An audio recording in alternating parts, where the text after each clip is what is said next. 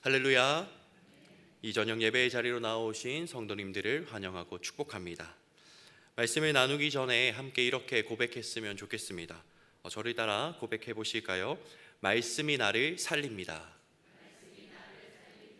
말씀이 나를 변화시킵니다. 말씀에 능력이 있습니다. 말씀에 생명이 있습니다. 아멘. 이 시간 말씀의 생명과 능력이 우리의 삶 가운데 가득히 임하는 은혜가 있을 줄 믿습니다. 오늘 누가복음 5장의 말씀을 통해서 예수님의 손길과 발걸음에 주목해보는 시간을 가지고자 합니다. 예수님의 손길에 어떤 능력이 있었는지, 또 예수님의 발길은 어디를 향하셨는지, 이 두 가지를 함께 살펴보면서 말씀을 통해 주시는 은혜를 나누고자 합니다. 첫 번째로, 예수님의 손길은 모든 것을 깨끗하게 하는 손길입니다. 한국 사람이라면 누구나 어릴 적 경험했던 놀라운 일이 한 가지 있습니다. 바로 엄마 손은 약손입니다. 어릴 때 배가 이렇게 막 꾸르륵 아프기 시작해서 누워 있으면 어머니가 오셔서 배를 문질러 주십니다. 그러면 머자나 배가 따뜻해지고 통증이 가라앉는 것을 느끼게 됩니다. 아픈 배에 어머니의 손길이 닿을 때 통증은 사라지고 따스함만이 남는 것입니다. 오늘 본문에서도 예수님의 손길을 통해 모든 인생의 고통 가운데에서 깨끗함과 위로를 얻었던 한 사람이 등장합니다.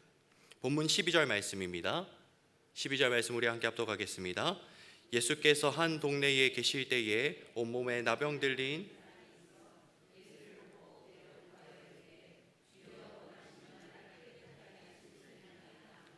아멘. 예수님께서 한 마을로 들어가셨을 때 한 나병 환자가 예수님께로 나왔습니다. 당시 나병 환자는 사회로부터 부정하고 더러운 취급을 받았던 사람입니다. 여러분, 만약 큰 냄비에 국을 끓였는데 아주 조그만한 바퀴벌레가 퐁당 하고 그 국에 빠졌다면 여러분 어떻게 하실 건가요? 그 바퀴벌레만 살짝 덜어내고 그 국을 가족들에게 퍼주실 분이 계신가요?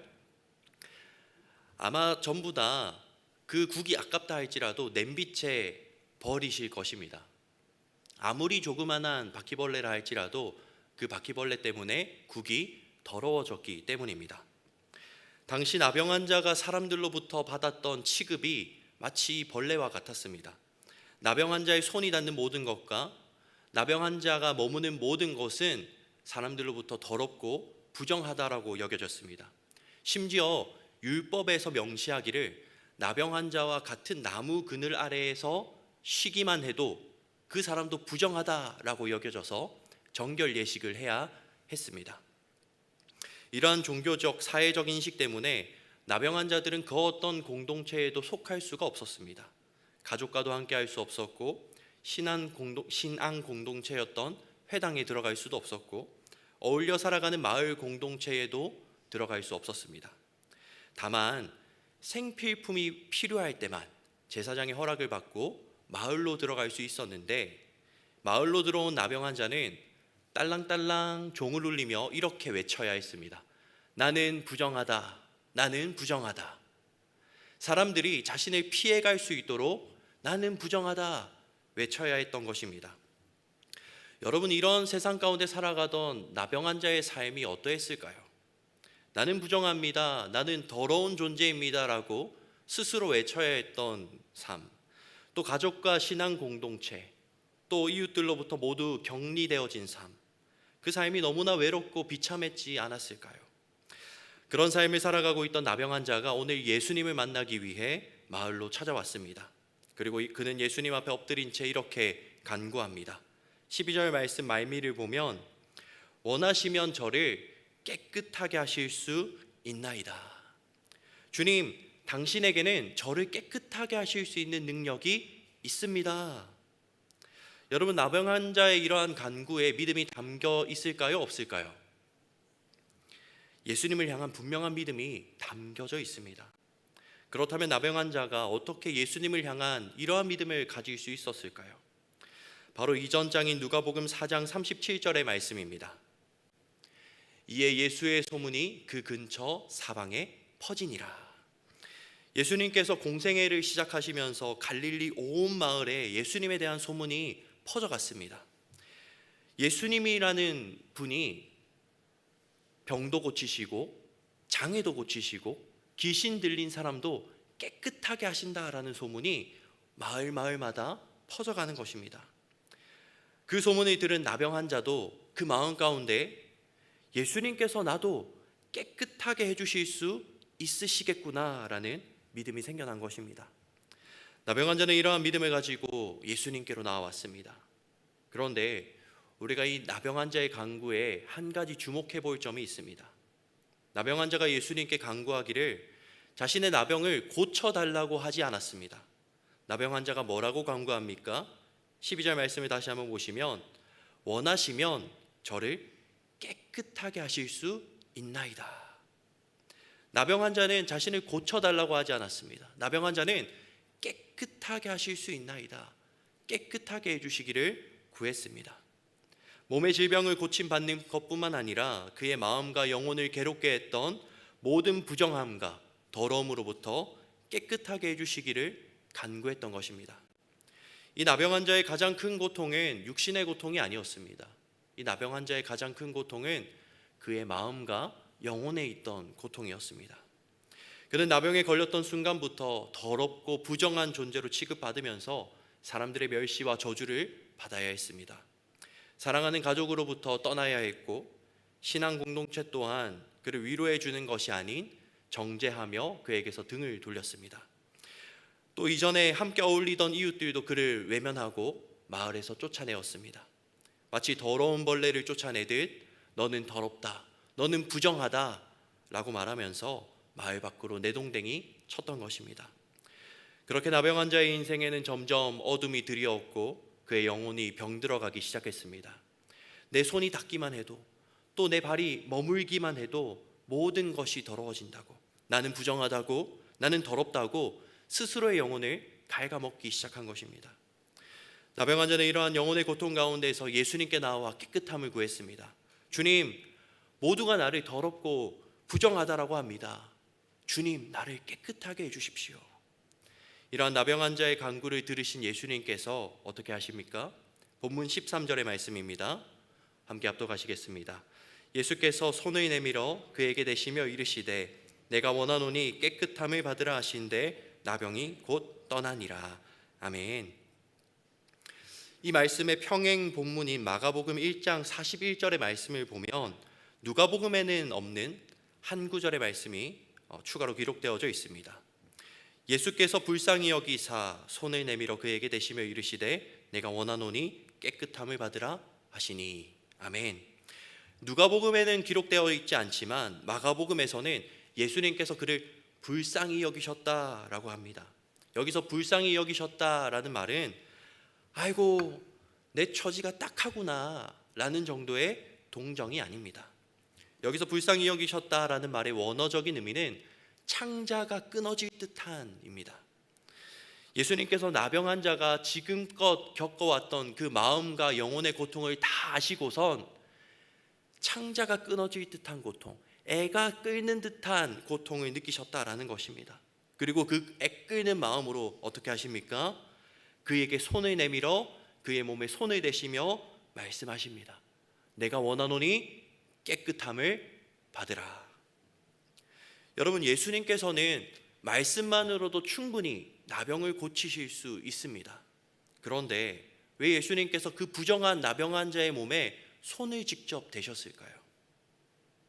예수님께서 나병 환자의 몸뿐만 아니라 그의 영혼까지도 어루만지시며 그를 깨끗하게 하고자 하셨기 때문입니다.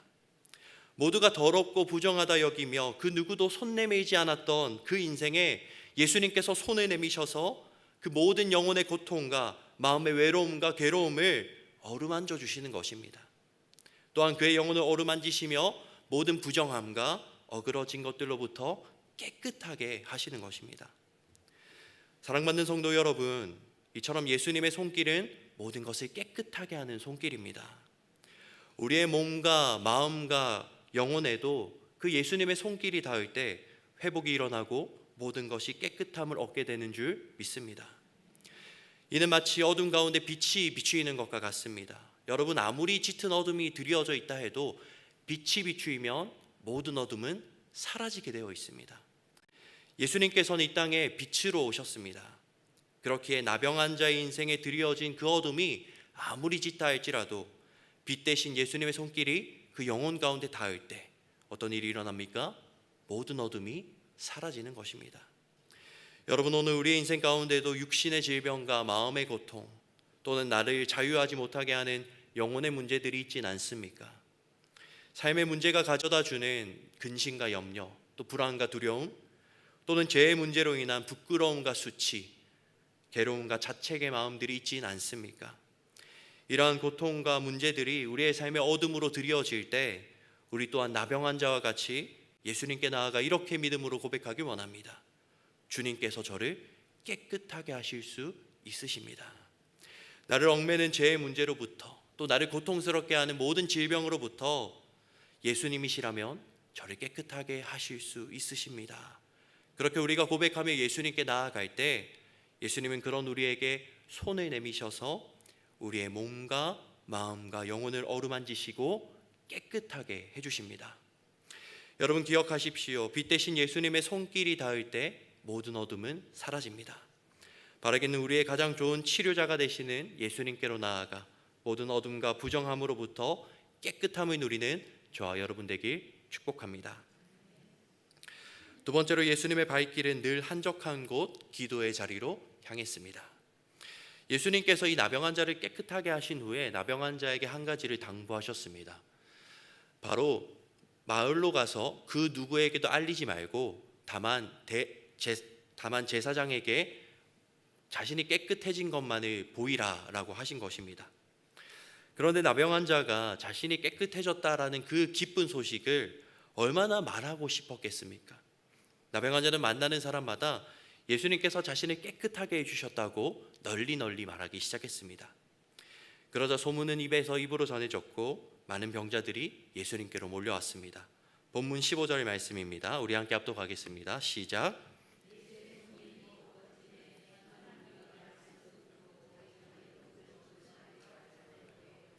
아멘. 오늘 본문의 배경이 되는 시기는 예수님께서 사역을 막 시작하셨던 사역 초창기입니다. 첫 단추를 잘 깨는 것이 중요하다라는 말과 같이 사역에 있어서 그 어느 때보다 중요한 시점인 것입니다. 그런데에 소문이 널리 퍼지고 사람들이 몰려드니 이제 예수님께서 사람들에게 자신의 영향력을 드러내시고 권위를 높이실 수 있는 기회가 찾아온 것입니다. 그렇게 예수님에 대한 소문을 듣고 몰려온 사람들이 점점 많아지고 주변이 분주해지기 시작할 때 예수님께서 모두의 예상과 반대되는 선택을 하십니다. 본문 16절입니다. 예수는 물러가서 한적한 곳에서 기도하시니라. 예수님은 자신을 드러내지 않으시고 몰려드는 많은 사람들을 피해 한적한 곳으로 가셨습니다. 그리고 그곳에서 무엇을 하셨습니까? 기도하셨습니다.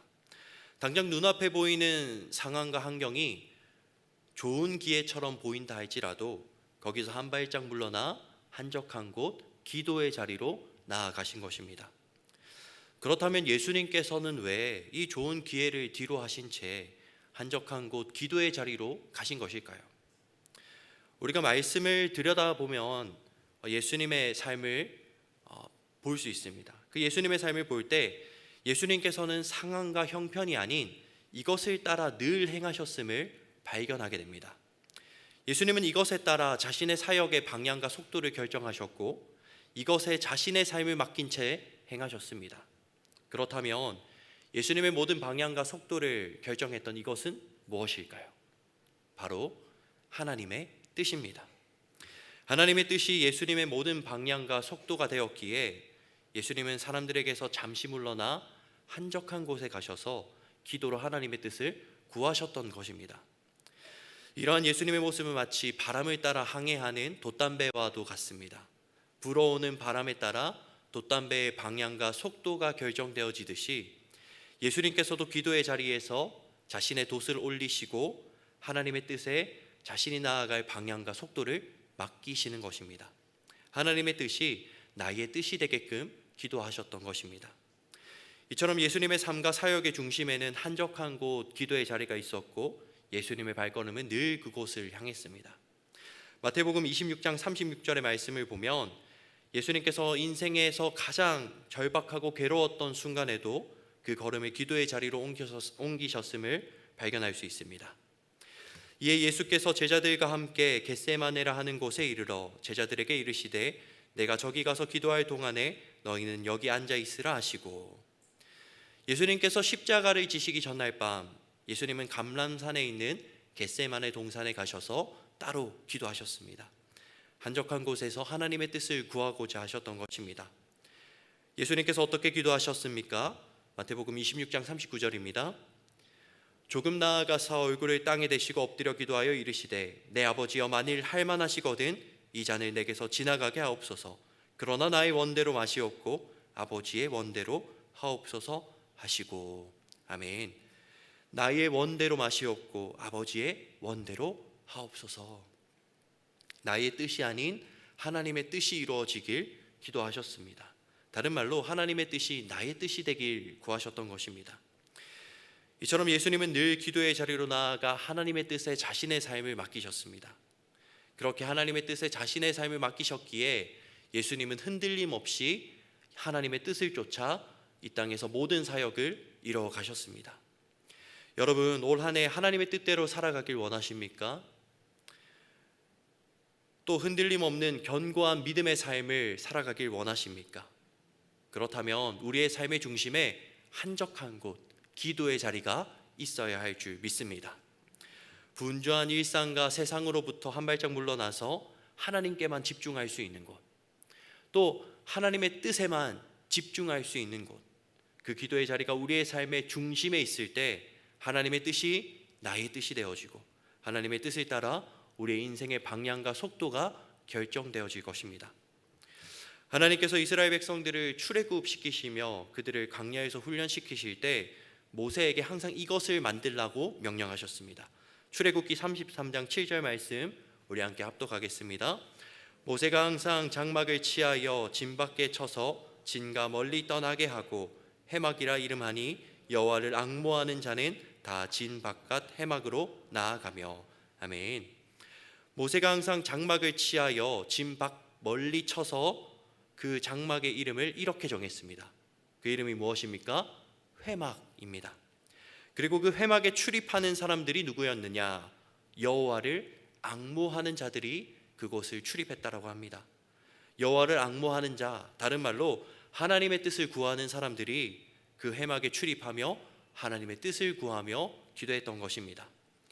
이처럼 하나님의 뜻대로 살아가고자 했던 사람들은 진 바깥, 진으로부터 멀리 떨어진 그 회막에 가서 한적한 곳에서 기도하는 삶을 살아갔습니다. 사랑받는 성도 여러분, 때때로 우리의 삶이 분주해지고 바빠질 때면 삶의 목적과 방향을 잃어버릴 때가 있습니다. 하나님께서 우리를 통해 무엇을 이루어 가고자 하시는지를 잊어버린 채 그저 흘러가는 시간을 따라 살아갈 때도 있습니다. 하나님의 뜻이 아닌 나의 뜻과 계획을 따라 살아가면서 하나님의 속도가 아닌 내 열심의 속도를 따라 살아가기도 합니다. 돛을 펴고 하나님의 바람을 따라 살아가는 것을 잊은 채 내가 열심히 노를 저으며 살아가고 있는 것입니다. 그렇기에 우리의 삶 가운데 반드시 한적한 곳이 필요합니다. 기도로 하나님께 나아가 머무는 자리가 필요합니다.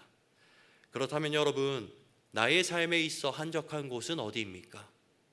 예수님께서 일상에서 잠시 물러나 하나님께로 나아가셨던 그 기도의 자리가 우리의 삶 가운데도 있습니까? 누군가에겐 새벽에 성전에 나와 기도하는 자리가 한적한 곳일 수도 있습니다. 또 누군가에겐 잠들기 전 머리맡에서 기도하는 그 자리가 한적한 곳일 수도 있습니다. 또는 가정과 학교와 직장에서 따로 기도하는 자리가 한적한 곳일 수도 있습니다. 우리가 그 기도의 자리를 삶의 중심에 두고 늘 기도하는 삶을 살아가길 소망합니다. 예수님의 발길이 늘 기도의 자리로 향하셨던 것과 같이 우리의 발길 또한 늘 그 기도의 자리로 향해야 할 줄 믿습니다.